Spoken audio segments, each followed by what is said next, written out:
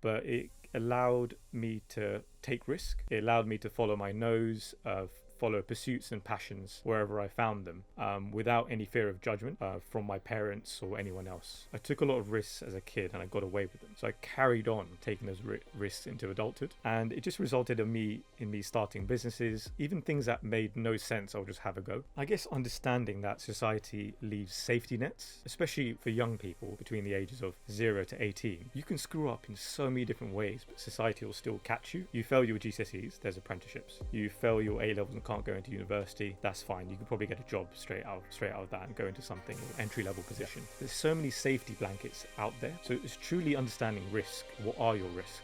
And just identifying what are true risks, what aren't. So today we have Anshul.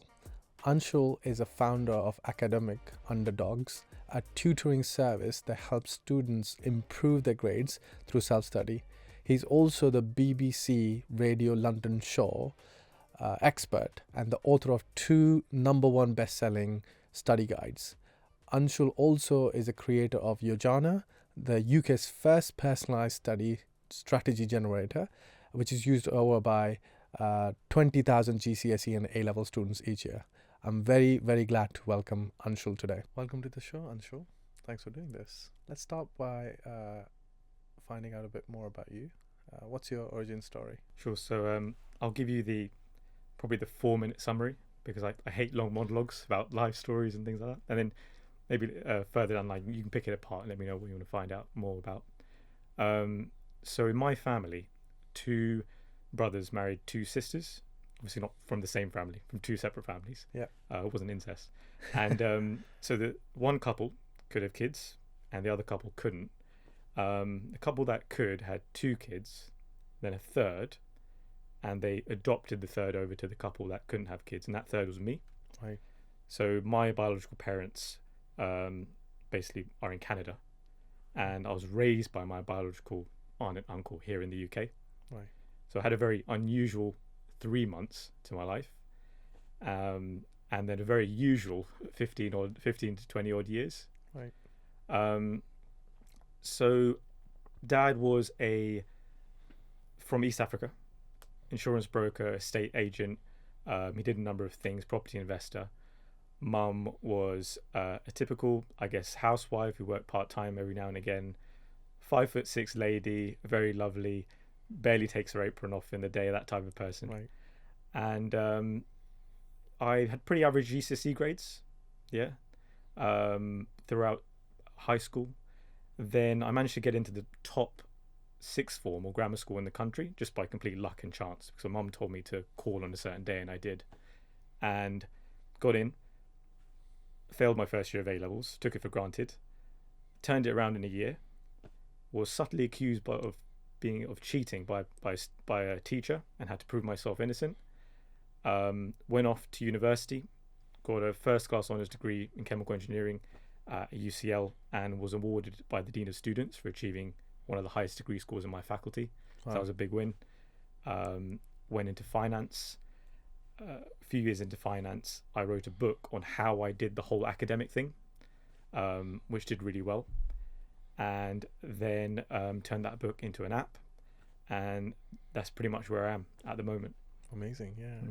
Do you think that, journey defines you, who you are, and how does it define you? And what are the things that you think of that resonates even today, the way you work with people or family and things like that? So for example, one of the things that my dad was very, very clear about is discipline. So every morning, for example, I have to wake up and iron my clothes, because I've been doing that since I was like 10. Mm-hmm. But that the act of discipline, ironing the shirt or whatever, it still is with me, and it can come across OCD, but that's part of my routine, like morning ritual, if you will. So is there anything like that sort of defines you from your upbringing? Yeah, I think so. My upbringing was a stark opposite to that. I had no discipline, complete flexibility and freedom to do what I wanted, pretty much. There was no pressure from parents to do any housework. I was pretty spoiled, I would say, because because of my life situation, because I was adopted over, I think my parents were very grateful to have a kid. And I was an only child, essentially. I was grown up as an only child, even though I had a biological brother and sister. So very spoilt growing up, loads of flexibility. I was allowed to do anything. So, for example, if I climbed a 30-foot tree, I wouldn't be asked to come down because it's dangerous. So very relaxed. But that in itself is, it may not have created discipline, but it allowed me to take risk. It allowed me to follow my nose, follow pursuits and passions wherever I found them, without any fear of judgment from my parents or anyone else. Yeah. So that's something that's how I grew up in a way. I really like that phrase, follow your nose. I've never heard that before, but yeah, I might steal with pride if you're okay with that. Yeah, definitely. A couple of things on that. So you mentioned that you had the freedom, if you will, and of course, like everybody's different. There's no right or wrong way, but I guess the way you are treated as a child really has an impact of the way you are as an adult. Of course, things change. You grow up. Maybe you don't follow maybe some of the bad stuff, and you grow out of it. But generally speaking, the freedom like for you stuck with. Did that stuck with you? Yeah, the freedom. The following the nose bit.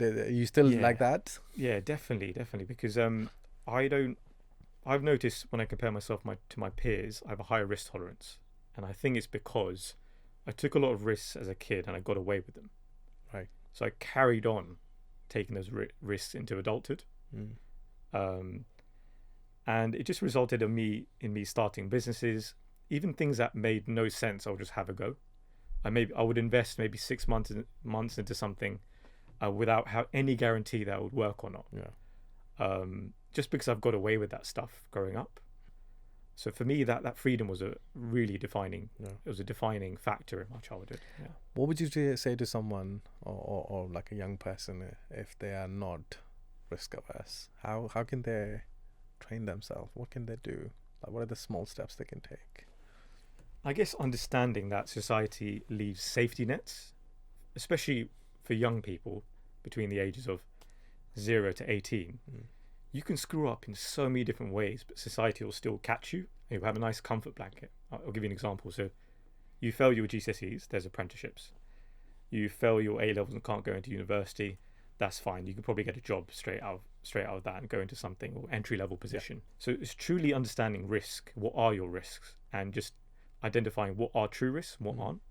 Yeah, makes sense. Yeah, no, that's very important, because if you don't take risks, you'll basically just not do greater things, right? I mean, you can still do greater things, but just trying new things and failing and falling will actually teach you a lot more than just staying in the lane, if you will, right?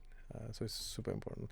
You mentioned that you did chemical engineering and then when you went into finance, but what you do today is totally different. Unpack that for me. Let's understand the mind of Anshul on that decision making, and what's your motivation from going from chemical engineering to finance to now education, right? Yeah. So and real estate. And real estate as well. Yeah. So on the outside, it looks very scattered, haphazard. I think the traditional way of managing the process from education to work and career and so on is supposed to be linear. The chemical engineering graduate should become a chemical engineer, work as an engineer and specialize, the whole Adam Smith model, if you like. With me, again, it comes down to that following my nose, what seems right at that moment. Let's bet 6 months to a year on that, see if it works out. It's very much been that. There's been strategic decisions. So the decision to go for chemical engineering was less about chemical engineering, more about getting a top brand on my CV, i.e. UCL. What's the best route or the path of least resistance in terms of getting that brand on my CV? And I worked backwards from that. And chemical engineering, which combined all my subjects, I was good at those subjects, it involved maths, and it was at UCL. So that was a strategic decision. The chemical engineering to finance was more of an influence factor. So I got very close to my biological brother during that period. and he built these automated trading algorithms that traded the financial markets. And I spent maybe 3 or 4 days with him at a wedding, family wedding that we met up with. And I literally sat next to him as he was trading and showing me his models and stuff. And in one day, I saw he made a ridiculous amount of money. So at that age, I was purely chasing a shiny penny, which basically landed me in that job. But it took me 4 years to figure out that I wasn't actually very good at it. So the next step from trading to education was less strategic. It's more me saying that doesn't work. I'm not good at that, so I now need to pivot to something else. And then I could have pivoted and got a job, but again, I felt that I needed to try something else, something entrepreneurial, something that could help people. Yeah, I think that's yeah, I mean, that makes sense because, again, like going back to what you were saying, that, the Adam Smith model, like you do this and then you have to do that and then you this, but rather you need to step back and think about what is right for you in that moment. And if it's not working, what do you do next? You could do something similar, but if it's really not working, how do you pivot? So how do you decide how to pivot? How did you decide? What was the kind of, I guess, criteria that you went to?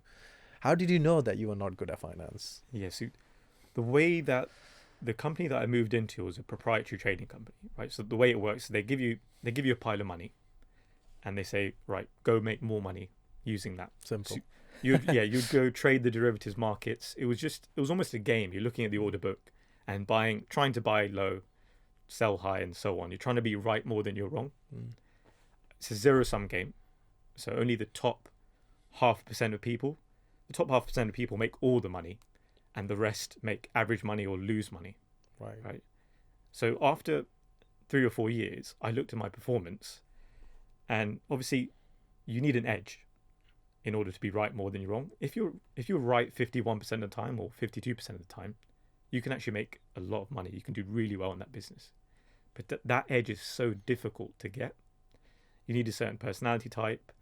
There's certain habits and ways you think that result in that edge. So I look back and I figured out that my performance over that time was equivalent to flipping a coin. I could have flipped a coin for 3 or 4 years. Heads I buy, tails I sell, and I would have had this exact same performance I did. So it was very easy to tell that I wasn't good at it. Right.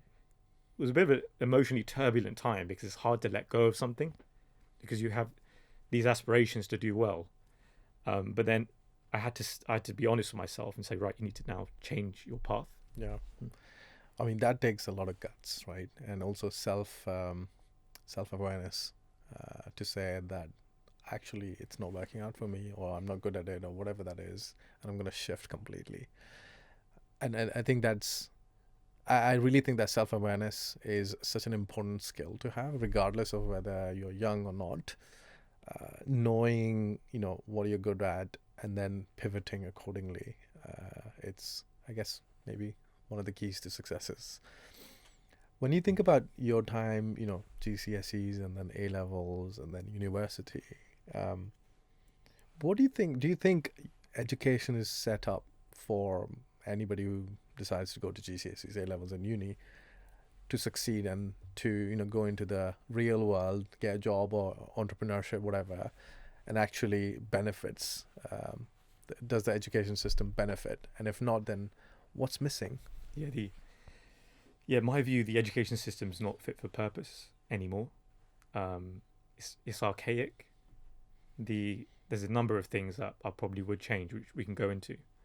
But I like to call it that I think most students, they go through the levels of education, so GCSE, A-Level, and so on, and they're promised this light at the end of the tunnel, and there's no light there. I would call it the biggest anticlimax you'll get in your life. I remember this one scenario where I graduated and we were in a bar with a couple of friends, and a group of us were in finance, and there were also a bunch of medics there as well, and in the middle of the dance floor we're having this deep conversation because we've all just now finished uni. And we were like, oh, is the grass greener on your side? And they were like, is the grass greener on your side? They didn't quite understand why it wasn't what they expected. So there's an expectation problem there. There's also a skills gap because throughout GCSE and A-Level, you're learning things that aren't actually applicable to the real world. Um, maths, for example, you're learning all sorts of bits and pieces that you wouldn't use. Integration, differentiation. You could think of so many things, but in the real world, you only need to know the basics really well. So, percentages, for example, comprehension, being able to understand numbers, even things like as basic as differentiated between 1,000,000 and 100,000. I still meet students who can't quite understand the number of zeros and so on. Right. So it's about doing the basics really well, but the education system essentially turns people into academics. Right. And most people don't go into academic fields. Exactly. They either go into the public sector or the private sector. You need more practical and more real skills, right? I mean, if you think about how the world has moved in the last 20 years to more, digital, more internet, right? And the technologies that are born out of that. I mean, you can talk about Chat GPT and the whole artificial intelligence and how it's actually making life so much easier, but also can be quite scary. There's good and the bad, right? Have you experienced any kind of impact, or what's your opinion on the artificial intelligence and the youth and GCSEs or any kind of education system and how it will change for good or bad? I think net's good overall for a certain age group of people, because we have to remember the people who built ChatGPT, they had a normal childhood with probably very little technology, or at least the technology that can write an essay for you. Right. So they had that foundation. That's probably the reason why they're able to build something as amazing as that. So if you put that into the hands of the very young children, 4 to 14, 15, then you risk a lost generation, I think. But beyond that level, when a person or a young person has reached a point of, I guess, competence or reason, I think they should use it as much as they can. Yeah. Right now, there's a battle between ChatGPT and plagiarism software, and universities are sitting there thinking, "What are we going to do about this?" But there've been independent bodies that advise them, don't start that war. Let your students use it as a tool. And we already use things that reword what we write. For example, grammar and spelling. Right. How many times have you seen a line, like something you've written, underlined on an email chat, and you right click on it and you just click correct? Right. So there are things out there. Obviously, there's a big step change to ChatGPT, but overall, I think it's net good. Yeah. I don't know. I do have mixed feelings about this. I do agree with everything you said, especially like if you look at the very young, right, 14, 16, or maybe even younger, using AI to write essay, you almost kind of lose that, thinking process that you need to learn new things and develop develop your mind or as a human being, right? And you suddenly just outsourcing that to the AI. I don't know how I feel about that just yet. Maybe I'll be proven wrong, but that's one side. But the other side, of course, there's so many amazing things that AI can do, especially if you're using it in a right way. Like I was looking at this example where this guy literally created a whole fashion brand using AI. So he used one tool to create the product and the images and all that, the other product to create like the copy and the creatives and all of that, and then he brought all of that together and he launched the business in like overnight, essentially. Normally that process would take days, months, maybe even, right? But the fact that you can use AI to start a business if you're 16 or 18 just overnight, versus trying to figure out the stuff that you don't really need to figure out that much. You don't have to go through that extensive learning process, because AI is there to help you, because it's so much more convenient and easy, and the result of that hopefully will become maybe a successful business, right? So in that context, I am very much pro about that. Maybe a bit biased because I'm thinking about like certain things, so I guess we'll see. You talked about converting your experience into a book and then into an app. Can you just give us a 2 cents on that? What was it about, and how does it help? Yeah, so when I improved my A-level grades and went on to university, I knew that I wanted to write something or share that knowledge. So I then wrote the first copy of the book while I was in finance, and I spent 3 months in the library basically just writing it out. Published it on Amazon. Was full of grammar and spelling mistakes. I wish I had ChatGPT at that point. Right. Published it online, and I was really surprised by the uptake. I had people started writing reviews. It was being recommended, and then I then wrote a series of other books, and they all sold really well. We sold about 40,000 copies. Wow. And it had a big impact on that particular generation that was reading it. Then the books kind of came to the end of their life cycle. They rarely last forever. And then I realized that there's probably room for a more personalized approach to this. So I took the principles in the book and essentially created a web app where a student can come to the app. It's called Yojana. Students can come to the app, they can enter their subjects, when their exams are, and a bunch of other information, and it produces a personalized study strategy for them. So it shows them what learning resources to buy, how to learn that step-by-step process, and what they need to do. Right. Well, what can you give us an example of what type of personalization that you recommend, like just as an example? So the one thing it does is it takes into consideration how much a student needs to learn over what space of time.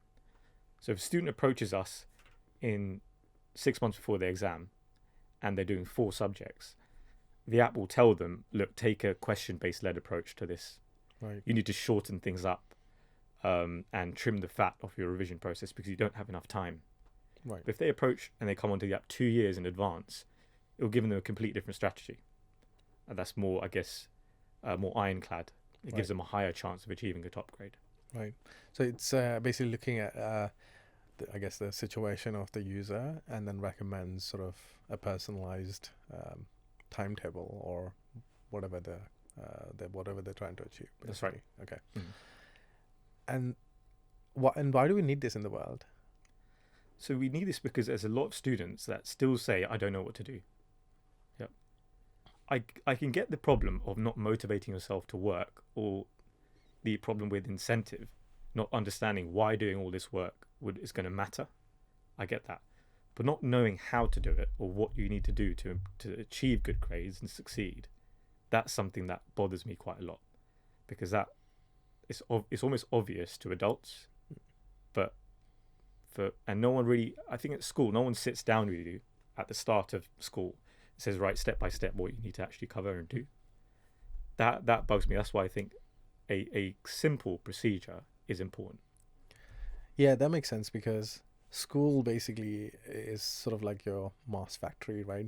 Like, okay, well, we need to teach X number of students, so it's just like throwing a lot of information at you essentially, and then you're sitting there with all this information, just creating more complexity. It's like, where do I start? Where do I spend more time or less time, and how do I know this is important or not? And this is why this Yojana, do you say Yojana, yeah. Yojana basically sort of helps sieve through all that complexity and makes it a bit more simpler and a personalized plan. So much great information. Thank you for sharing, but we have to end it somewhere. So for every guest, I ask this question, which is, if you were young again, what advice would you give yourself? So dear Anshul. So dear Anshul, firstly, high sugar foods, you can't eat them in moderation. It's a pipe dream. So remove high sugar foods from your diet in the same way a vegetarian removes meat or a vegan removes dairy. That's definitely number 1. Number 2, try and make the time you wake up the same as the time you get up, which I learned from my 2-year-old. Remove all that lounging around, lying around. It's not helpful. Then the third one is schedule in time once a month with your parents, so especially with mum. Go to her house, tell her to take the apron off for once in her life, and order some food in, be tech support for half an hour or so, give her a back massage, do what you need to do once a month. Yeah, that would be it. Amazing. Thank you for sharing all of that. It's been wonderful having you on the show. So much great insights and so much information. I'm sure the audience will appreciate it. So thank you. Happy to be here. Thank you. Thanks.